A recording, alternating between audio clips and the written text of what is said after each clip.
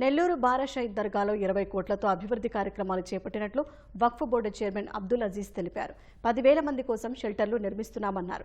చివరి రోజు రొట్టెల పండుగకు భక్తులు తరలివస్తున్నారన్న అబ్దుల్ అజీజ్ పారిశుద్ధ్యం విషయంలో జాగ్రత్తలు వహిస్తున్నట్లు చెప్పారు. దర్గాకు వచ్చేవారికి మరిన్ని సౌకర్యాలు మెరుగుపరిచేలా ప్రణాళికలు రచిస్తున్నట్లు చెప్పారు. మేము రిలీజియస్ యాక్టివిటీస్ వరకు మేము చూస్తున్నాము. ప్రజలు, ఫెసిలిటీసు ఇవన్నీ మున్సిపల్ కార్పొరేషన్, శానిటేషను ఇవన్నీ మున్సిపల్ కార్పొరేషన్ చూస్తుంది. 6 కోట్ల రూపాయలు ఖర్చు చేస్తున్నాము.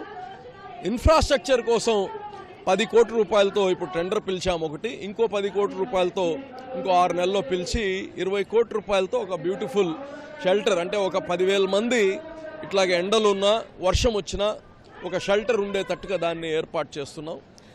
ఇంకోటి అసలు ఎందుకు పెరుగుతున్నారంటే ఇక్కడ ఈ రొట్టెల మార్పిడి వల్ల ఒకరి కోరిక తీరుతుంది కాబట్టి ప్రజలు రావడం. దాని ద్వారా మా పని ఏంటంటే వాళ్ళకి అన్ని అరేంజ్మెంట్స్ చేయడం, వచ్చే భక్తులకి ఆ శాంక్టిటీతో, దైవభక్తితో ఇక్కడ ఏమి ఇబ్బందులు లేకుండా వాళ్ళకి కావాల్సిన ఏర్పాటు చేయడం మంది.